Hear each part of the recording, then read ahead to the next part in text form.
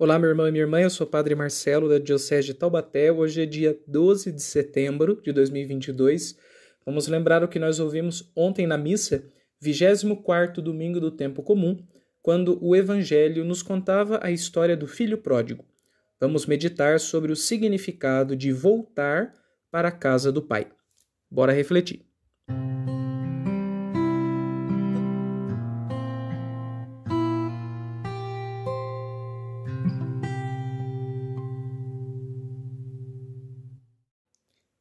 Na passagem do filho pródigo, o que nos é mais marcante é o fato de que o filho regressa para a casa do pai. Mas o que significa esse regressar para casa? No texto bíblico, fica claro que o rapaz volta para casa porque a vida dele, após todo o esbanjamento e festividade, já havia perdido todos os seus recursos e por isso ele precisava voltar para um lugar em que ele tivesse condições de se manter, por isso a casa do pai. Mas o que significa na nossa vida voltar para a casa do Pai? Vou meditar sobre isso a partir de 3 pontos. No primeiro momento, vamos entender o que significa a conversão como um retorno para Deus. No segundo momento, vamos pensar nos caminhos que nos podem reconduzir a Deus. E num terceiro momento, vamos falar sobre o modo como Deus nos espera. Primeiro ponto, o regresso. Quando a gente pensa na palavra conversão, geralmente nós consideramos 2 coisas. A gente considera a conversão como uma mudança de vida, e a pessoa que se converteu deixou de ser uma coisa para se tornar outra. E num sentido mais pejorativo, conversão parece significar que a pessoa se tornou uma deslocada do cotidiano, da vida, e às vezes a pessoa fica até chata mesmo.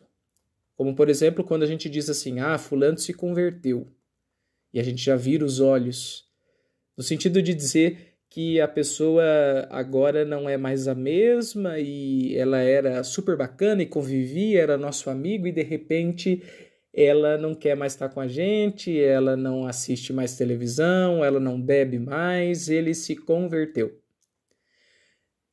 Em certo sentido, conversão é sim avançar, é ir para frente, é um movimento na direção do que ainda não somos. É um progresso do presente na direção de um futuro possível. São Paulo Apóstolo trabalha com essa ideia de conversão quando ele usa, nos seus textos, a expressão grega metanoia. Metanoia poderia ser traduzido literalmente como mudança de mentalidade e mais geralmente como mudança das estruturas interiores, como uma alteração dos nossos estados estruturais, da nossa mente, da nossa emoção, do nosso pensamento, ou seja, todo o nosso eu começa a se dinamizar, a funcionar de uma maneira diferente. Essa é a conversão na direção do futuro. Ser uma coisa que ainda não somos. E quase sempre, na nossa experiência cotidiana, quando alguém se converte, a gente tem uma má impressão, porque parece que a pessoa já não se enturma mais, ela fica um chato, né? Mas há um outro sentido de conversão que a gente precisa resgatar, e ele é designado por uma outra palavra grega, que é a palavra epistrofé. Epistrofé significa voltar à origem, regressar às fontes, retomar o ponto de partida. Nesse sentido, conversão não é mais um olhar para o futuro, mas um olhar para o passado. Não é um progresso, mas é um regresso. É uma retomada de alguma coisa que ficou para trás. Na nossa cultura, uma cultura da novidade, da inovação, da tecnologia, da mudança, nós temos sempre essa ideia de que o que vem depois é melhor. E quando nós alcançamos um estágio novo de avanço tecnológico ou de qualquer outro tipo, o que até então estava vigente vira uma espécie de peça de museu, um arquivo. Uma vez que a gente descobre alguma coisa nova, o que ficou envelhecido vai ser deixado para trás, vai ser guardado, ficará empoeirado apenas como uma memória de uma coisa que já não serve mais. Olha, isso é ruim porque o passado não é uma peça de museu.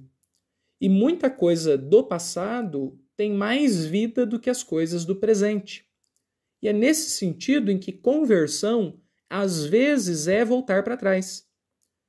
O Padre Zezinho tem uma música em que ele canta, né? Que quando a gente era pequeno, eu era pequeno, nem me lembro, só lembro que à noite, aos pés da cama, juntava as mãozinhas e rezava apressado, mas rezava como alguém que ama.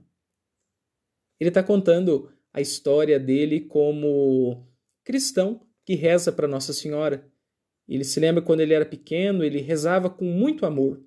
Às vezes cansado, tem um trecho da música que diz: até eu dormia, mas mesmo assim eu rezava como quem amava. Veja, ele está olhando para o passado e percebendo que algumas coisas que ficaram para trás são melhores do que aquelas que nós temos no presente. Se a gente olhar para a nossa própria história de fé, a gente vai perceber isso, que em algum momento do nosso passado, na nossa infância, na nossa adolescência, talvez a gente fosse muito mais fiel, mais ligado com Deus do que hoje. Que daí a gente começa a trabalhar, a gente começa a estudar, a gente começa a fazer a nossa própria vida, a gente constrói a nossa própria família, a gente vira adulto e de repente, como adulto, a gente perde muitas coisas boas de quando a gente ainda estava na casa dos nossos pais. Ora, não se trata aqui de voltar a estágios infantis. Não se trata de uma regressão negativa, de uma retomada de uma puerilidade, de uma imaturidade. Trata-se de observar se no passado não deixamos coisas que são preciosas e que deveriam ser retomadas. Algumas pessoas passam um tempo da vida assim e percebem que é preciso voltar a ser o que elas foram. Por exemplo, quando a gente era criança ou adolescente, a gente poderia ter sido muito mais leve ou alegre ou animado e a gente fica um adulto entristecido. E a gente olha com uma certa melancolia para trás e fala: caramba, que saudade daquele tempo.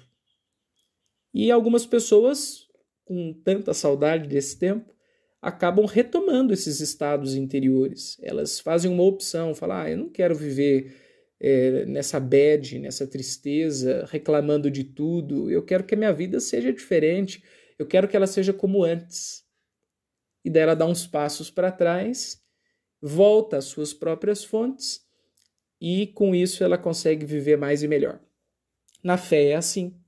A gente fica adulto e parece que certas coisas da nossa fé de criança se tornaram inúteis, imaturas.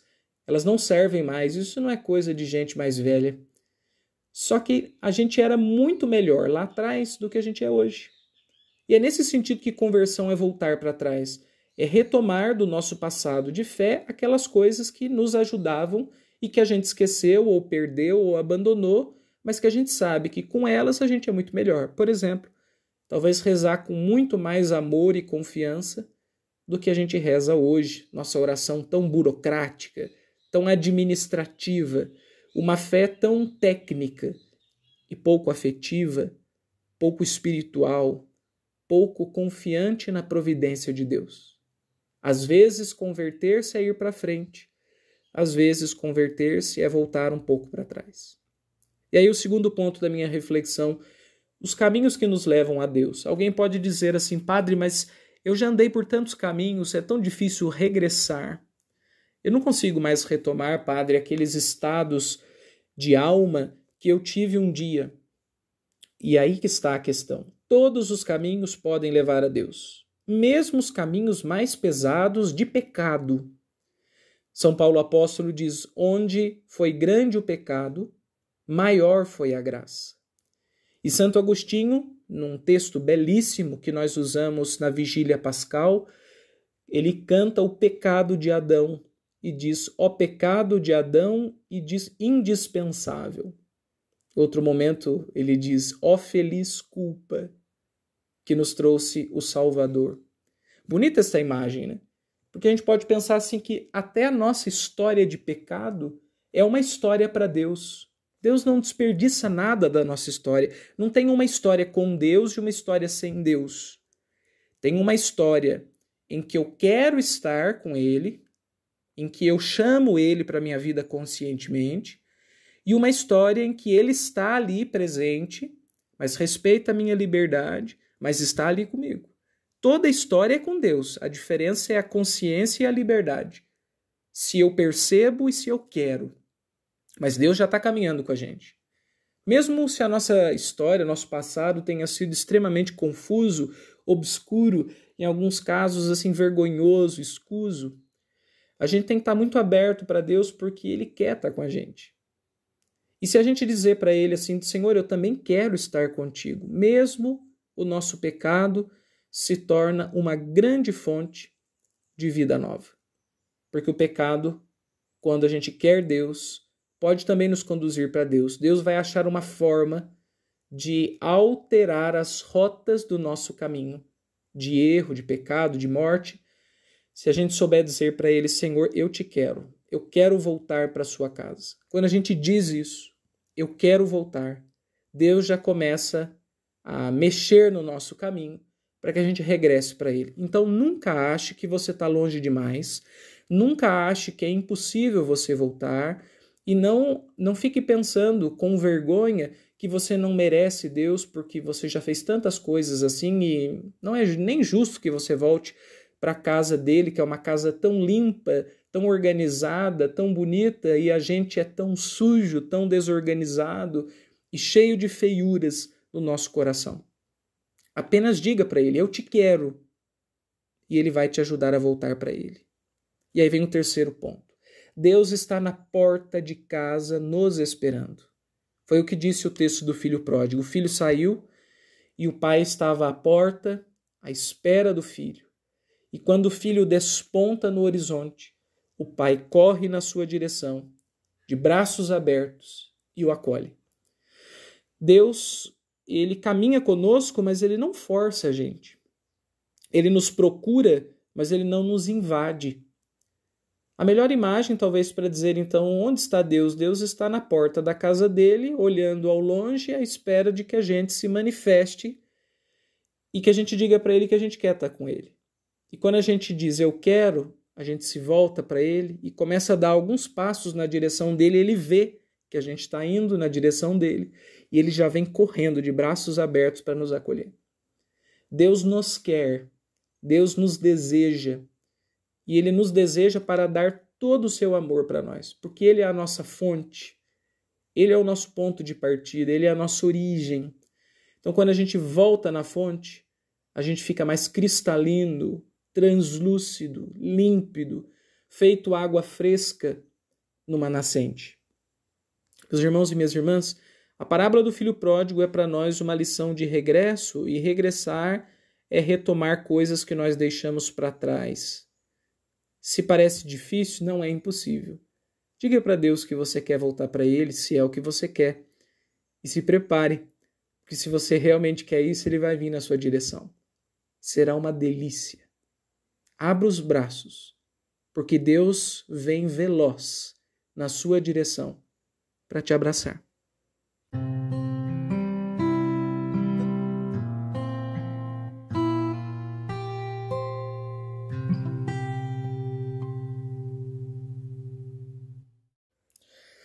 Nós estamos começando mais uma semana e eu gostaria de propor o seguinte exercício. Nas suas orações, procure pensar onde é que na sua história você deixou Deus. Lembre-se de quando você estava bem com Ele e por que você estava bem, o que você fazia que dava certo naquele tempo. Tente retomar a sua caminhada de fé a partir daquele ponto em que ainda dava certo. Talvez você se sinta um pouco constrangido porque pode ser que a sua oração se torne mais parecida com a oração de uma criança do que com a oração de um adulto. Pode ser que você se sinta menos sofisticado, porque a oração é uma coisa muito simples.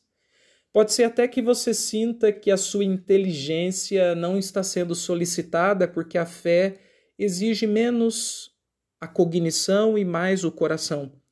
Mas não deixe que essas impressões te derrubem. O importante é que você pense assim: Aquilo te ajuda a estar perto de Deus?